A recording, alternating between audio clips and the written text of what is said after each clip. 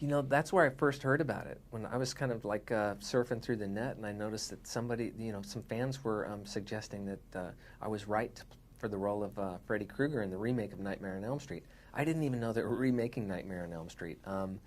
So I talked to my agent, and he said he was already talking to Sam and the guys, and that they wanted to sit down and have drinks. And so I went and I met with them, and I was incredibly honored when they offered the role.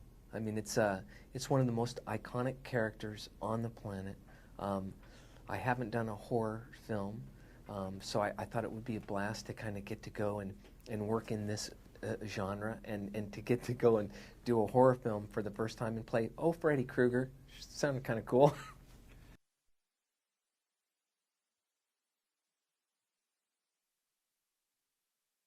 You know, a lot of the elements that were very important to Sam to keep, you know, for the iconic elements. Obviously, the glove, and you know, they kind of looked at some different things, you know, trying to make it look a little different. And they kind of settled in a similar pocket to where it used to be. And of course, the fedora and the sweater. And I think, you know, the makeup is a bit different. I think it's grounded a little bit more in a reality burn victim, but it's still very grounded in a horror kind of, you know, a monster overlay on top of it. And I think, you know, for myself, it was important to look at the stuff that they had done prior, especially going back to that first film that was a little bit darker, and to kind of get in there and just own what I was doing. You know, I think this Freddy still kind of has some of those same snappy one-liners that Robert had, but I think our approach is just a little is a little different with it. I think my guy's kind of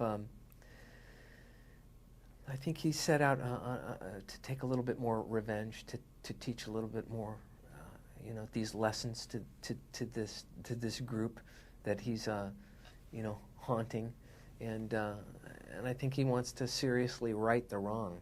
He wants to settle the score.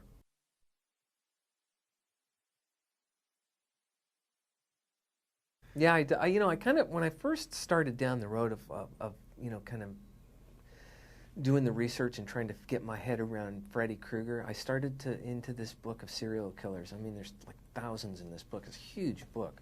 Why anybody would want to buy and read this book if they weren't like working on a movie, I have no idea.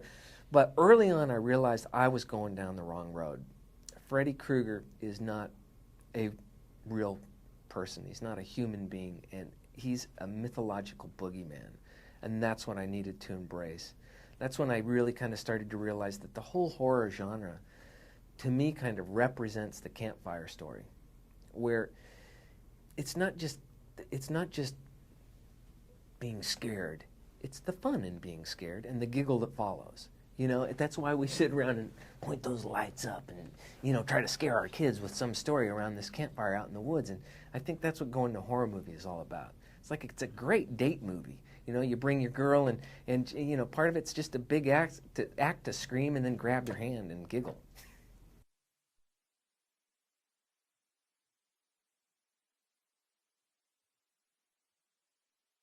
Yeah, it was pretty arduous getting in that makeup. I mean, we're talking 3.5 hours getting in. It was kind of like worse than Chinese water torture, because I mean, it's like it's this meticulous process. It's not like lay down glue and slap it on.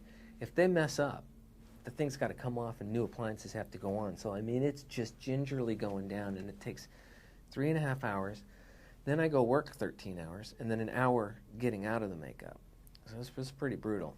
But oddly, it was motivating. It was so otherworldly feeling, just being in that get-up, that it was very helpful to the character between action and cut.